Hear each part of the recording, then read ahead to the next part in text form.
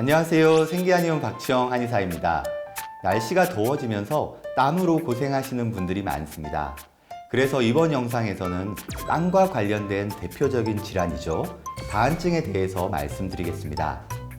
다한증 환자분들은 땀이 갑자기 쏟아져 나오면서 일상생활이나 직장생활에서 심각한 불편감을 느끼게 됩니다. 손 다한증이 심하면 시험 시간에 시험지가 다 젖어버리면서 문제를 풀기 어렵게 됩니다. 그리고 버스나 지하철의 손잡이를 잡기가 어렵습니다. 처음 만난 사람과 악수를 하거나 연애를 할 때 손을 잡는 것도 피하게 됩니다. 겨드랑이 다한증이 심하면 팔을 이런 식으로 벌리는 것이 조심스럽게 되고 흰색 옷이나 검은색의 옷을 입기가 어려워집니다. 보시는 사진처럼 발 다한증이 심한 분들은 구두나 운동화를 벗고 실내에 들어가는 것을 피하게 됩니다. 말씀드린 것처럼 다한증 환자분들은 일반인들이라면 아무렇지도 않은 일상생활에서 말 못할 어려움으로 고생하게 됩니다. 그런데 땀이라는 것은 우리 인체에서는 꼭 필요한 존재입니다. 우리 인체는 땀을 통해서 체온을 조절합니다. 그래서 건강하게 그리고 적절하게 땀을 흘리는 것은 인체 생리활동을 위해서 꼭 필요합니다. 그런데 다한증 환자분들은 체온 조절에 필요한 이상으로 땀을 흘리게 됩니다. 우리 몸에는 크게 두 종류의 땀샘이 있습니다. 아포크린 땀샘과 에크린 땀샘인데요. 에크린 땀샘이 아포크린 땀샘보다 훨씬 더 많습니다. 그리고 다한증과 관련된 땀샘도 에크린 땀샘입니다. 에크린 땀샘은 수백만 개가 존재합니다. 에크린 땀샘은 전신에 존재하지만 손바닥과 발바닥에 가장 많이 존재합니다. 그래서 손발 다한증, 수족 다한증 환자분들이 제일 많이 진료받는 것 같습니다.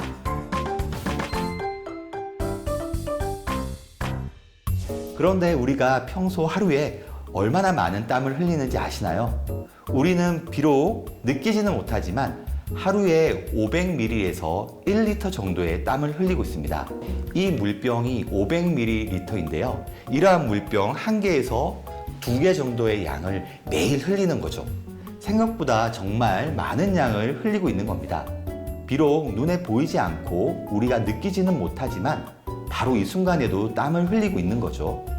물론 마라톤을 하거나 사우나를 하게 되면 하루 1리터보다 더 많은 땀을 흘리게 됩니다. 마라톤을 하는 경우에는 하루 10리터까지도 땀을 흘릴 수 있습니다. 그렇다면 다한증 환자분들은 일반인들보다 더 많은 땀을 흘리는 것일까요? 물론 전신성 다한증 환자분들은 그럴 수 있습니다. 그런데 손발, 겨드랑이와 같은 국소성 다한증 환자분들이 일반인들보다 땀을 더 많이 흘릴까요? 아마 이 영상을 보시는 대부분이 그렇게 생각하실 겁니다. 그런데 제 생각은 조금 다릅니다. 실제 환자분의 케이스를 통해서 한번 설명드려 보겠습니다. 지금 보시는 사진은 저에게 치료받으신 손발 다한증 환자분의 사진입니다. 발에 송글송글 물을 뿌린 듯이 다한증 증상이 있습니다. 그리고 다음 사진은 손바닥에 침을 맞고 있는 사진입니다. 침을 맞기 전까지는 땀이 전혀 나지 않았는데요. 침을 맞으면서 이렇게 손에서 엄청나게 땀을 흘리고 있습니다. 그런데 여기서 이분의 등 쪽 사진을 한번 살펴보겠습니다. 등의 모공과 피부가 심각하게 막혀 있는 것을 알 수 있습니다. 이분은 손발을 제외한 다른 피부에서는 오히려 땀을 흘리지 못하고 있었습니다. 이처럼 제가 말씀드린 것과 같은 비슷한 증상으로 고생하시는 다한증 환자분들이 많을 겁니다. 다한증이 있는 손발이나 겨드랑이, 얼굴에서는 땀을 과도하게 흘리지만 그 부위를 제외한 나머지 부위에서는 오히려 땀을 잘 흘리지 못하고 있는 분들이 대부분입니다.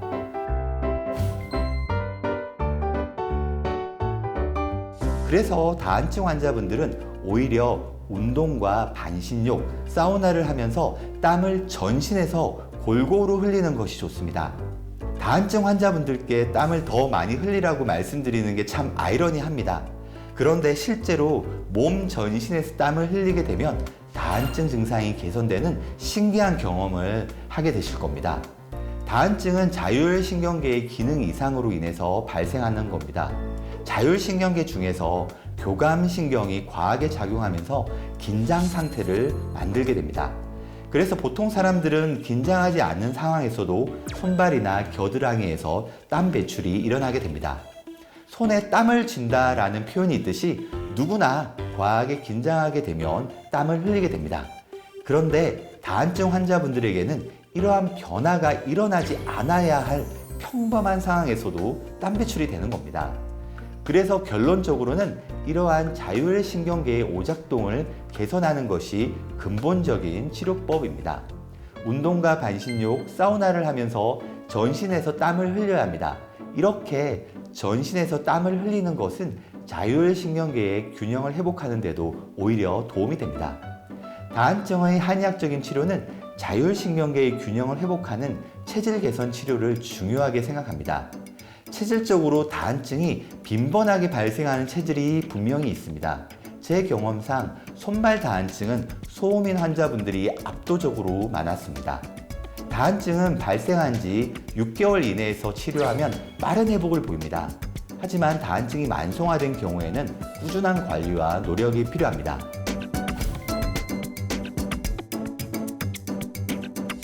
가정용 이온 영동기를 구입하셔서 사용하시는 것이 좋습니다.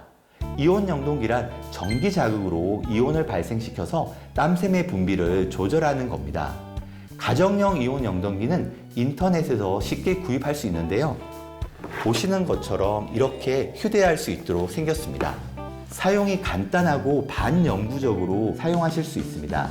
그래서 다한증이 심하신 분들은 구입하시는 것을 적극적으로 추천드립니다. 마지막으로 심한 다한증으로 수술을 고민하시는 분들께 한 말씀 드리겠습니다. 사실 환자분들께 가장 많이 받는 질문입니다.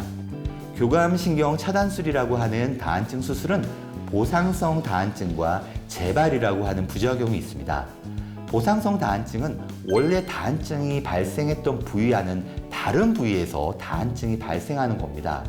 예를 들어 손 다한증으로 수술을 한 이후에 가슴이나 등 쪽에서 다한증이 발생하는 겁니다. 그래서 정말 신중하게 고민하시고 수술 여부를 결정하셔야 합니다. 이번 영상에서는 다한증에 대해서 설명드렸습니다. 다한증은 삶의 질을 무척 떨어뜨립니다. 다한증으로 고생하시는 분들께 제 영상이 조금이나마 도움이 되었으면 좋겠습니다. 다한증에 대해서 더 궁금하신 점은 댓글로 남겨주시면 답변 드리겠습니다. 시청해 주셔서 감사합니다.